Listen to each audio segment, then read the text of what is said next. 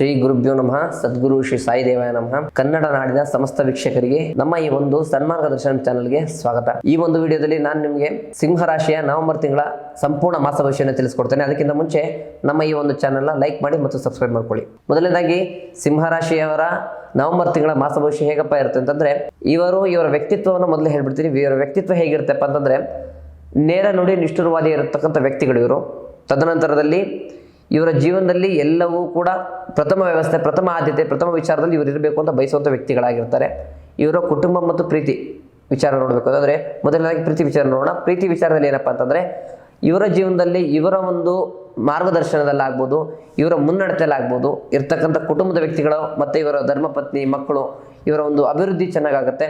ಮತ್ತು ಈ ವ್ಯಕ್ತಿಗಳ ಒಂದು ಮುಖದರ್ಶನದಿಂದ ಆಗ್ತಕ್ಕಂಥ ಎಲ್ಲ ಕೆಲಸಲ್ಲೂ ಕೂಡ ಸುಲಭ ಜಯವನ್ನು, ಸುಲಭ ವಿಚಾರದಲ್ಲಿ ಯಾವುದೇ ಕೆಲಸಗಳು ಇದ್ರೂ ಕೂಡ ಭಾಳ ಉತ್ತಮವಾಗಿ ನಡೀತೆ ಅಂತ ಹೇಳ್ಬೋದು.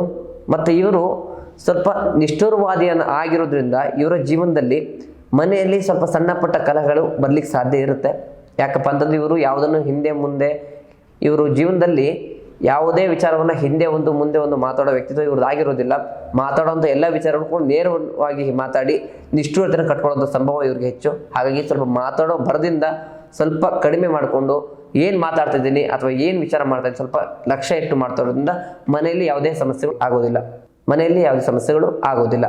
ಕುಟುಂಬದ ವಿಚಾರ ಬಂತು ಅಂತಂದರೆ, ಕುಟುಂಬದಲ್ಲಿ ಹಿರಿಯರ ಆಶೀರ್ವಾದದಿಂದ, ನಿಮ್ಮ ಒಂದು ಸ್ವಂತಹ ನಿರ್ಧಾರದಿಂದ ಮಾಡ್ತಕ್ಕಂಥ ಎಲ್ಲ ಕೆಲಸಗಳು ಕೂಡ ಜಯ ಆಗುತ್ತೆ. ಯಾವುದೇ ಅಪಜಯ ಅಂತಕ್ಕಂಥ ವ್ಯವಸ್ಥೆಗಳು ನಿಮಗೆ ಈ ತಿಂಗಳಲ್ಲಿ ಇರೋದಿಲ್ಲ.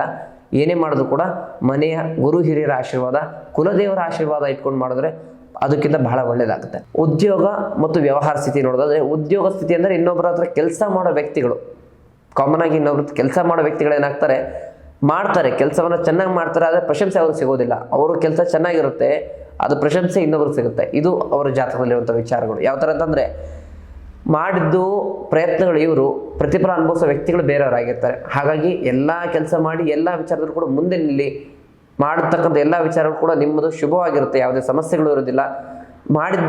ಮಾಡಿದ್ದೀನಿ ಅಂತ ಒಪ್ಕೊಳ್ಳಿ. ಯಾವುದೇ ವಿಚಾರಗಳು, ಯಾವುದೇ ನೆಗೆಟಿವಿಟಿ ನಿಮ್ಮ ಜೀವನದಲ್ಲಿ ಬರೋಲ್ಲ. ಈ ತಿಂಗಳಲ್ಲಿ ನಿಮಗೆ ಭಾಳ ಒಳ್ಳೆಯ ಜಯ ವ್ಯವಸ್ಥೆಗಳು ಇದೆ. ವ್ಯವಹಾರ ವಿಚಾರ ನೋಡಬೇಕು ಅಂತಂದರೆ, ಯಾವುದಾದ್ರೂ ಬಿಸ್ನೆಸ್ ಮಾಡೋರಾಗ್ಬೋದು, ಬಿಸ್ನೆಸ್ ಮ್ಯಾನ್ಗಳಾಗ್ಬೋದು, ಅಥವಾ ಸ್ವಂತ ಉದ್ಯೋಗ ಮಾಡೋರಾಗ್ಬೋದು, ಸ್ವಂತ ವಿಚಾರಗಳು ಮಾಡೋದಾಗ್ಬೋದು, ಏನಾದ್ರು ಮಾಡಿದರೆ ಅಥವಾ ಮಾಡೋದಾಗಿದ್ದರೆ ಈ ತಿಂಗಳಲ್ಲಿ ಎಲ್ಲ ಹೂಡಿಕೆಗಳು ಅಥವಾ ಹೊಸ ಇನ್ವೆಸ್ಟ್ಮೆಂಟ್ಗಳಾಗ್ಬೋದು, ಅಥವಾ ಬೇರೆ ಯಾರು ಸಾಲ ಕೊಡೋದಾಗ್ಬೋದು, ಈ ಥರ ಏನಾರು ಮಾಡಿದರೂ ಕೂಡ ಯಾವುದೇ ಸಮಸ್ಯೆಗಳಿಲ್ಲ. ನಿಮಗೆ ಎಲ್ಲ ರೀತಿಯಲ್ಲೂ ಕೂಡ ಸಮಸ್ಯೆಗಳು ಬರೋದಿಲ್ಲ. ಎಲ್ಲ ಕೆಲಸದಲ್ಲೂ ಕೂಡ ಜಯವನ್ನು ಸಾಧಿಸ್ತೀರಾ. ವ್ಯವಹಾರದಲ್ಲಿ ಜಯ ಸಾಧಿಸ್ತೀರಾ. ತದನಂತರದಲ್ಲಿ ಮಾಡ್ತಕ್ಕಂಥ ಹೂಡಿಕೆಗಳಲ್ಲಿ ಯಾವುದೇ ಲಾಸನ್ನು ನೀವು ಕಾಣೋದಿಲ್ಲ.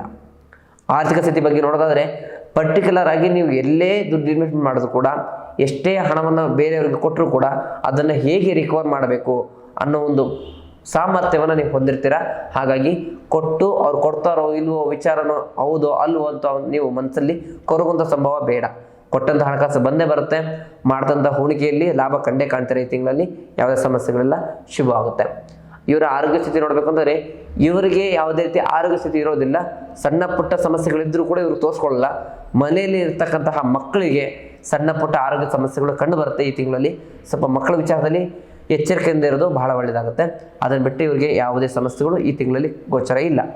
ಸಿಂಹರಾಶಿಯವರಿಗೆ ಈ ತಿಂಗಳಲ್ಲಿ ಯಾವ ರೀತಿ ಪರಿಹಾರ ಮಾರ್ಗ ತಿಳಿಸೋದ್ರೆ, ಶುಕ್ರವಾರ ಉಗ್ರ ನರಸಿಂಹಸ್ವಾಮಿಗೆ ಹಾಲಿನ ಅಭಿಷೇಕವನ್ನು ಮಾಡೋದ್ರಿಂದ ಅಥವಾ ಹಾಲಿನ ಅಭಿಷೇಕವನ್ನು ಮಾಡಿಸೋದ್ರಿಂದ, ಕ್ಷೀರಾಭಿಷೇಕ ಅಂತ ಹೇಳ್ತೇವೆ ದೇವಸ್ಥಾನದಲ್ಲಿ, ಆ ಅಭಿಷೇಕವನ್ನು ಮಾಡಿಸೋದ್ರಿಂದ ನಿಮ್ಮ ಜೀವನದಲ್ಲಿ ಸ್ವಲ್ಪ ತಾಳ್ಮೆ ಮತ್ತು ಸಾಮ್ಯತೆಯನ್ನು ಪಡ್ಕೊಂಡು ಜೀವನದಲ್ಲಿ ನೆಮ್ಮದಿಯಾಗಿ, ಯಾವುದೇ ಆಂಗ್ರಿನೆಸ್ ಇರದೆ, ಯಾವುದೇ ಕೋಪ, ದ್ವೇಷ, ವಿಚಾರ ಇಲ್ಲದೆ ನೆಮ್ಮದಿಯಾಗಿ ಜೀವನವನ್ನು ಮಾಡ್ಬೋದು.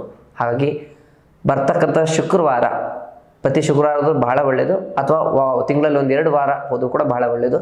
ಶುಕ್ರವಾರ ಉಗ್ರ ನರಸಿಂಹಸ್ವಾಮಿಗೆ ಹಾಲಿನ ಅಭಿಷೇಕವನ್ನು ಮಾಡಿಸಿ, ಪೂಜೆಯನ್ನು ಮಾಡಿಸಿ ನೀವು ಬರೋದ್ರಿಂದ ನಿಮ್ಮ ಜೀವನದಲ್ಲಿ ಎಲ್ಲ ಒಳ್ಳೆಯದಾಗುತ್ತೆ. ಇದಾಗಿತ್ತು ನವೆಂಬರ್ ತಿಂಗಳ ಸಿಂಹರಾಶಿಯವರ ಮಾಸ ಭವಿಷ್ಯ. ಮುಂದಿನ ವಿಡಿಯೋದಲ್ಲಿ ಸಿಗೋಣ. ನಮಸ್ಕಾರ.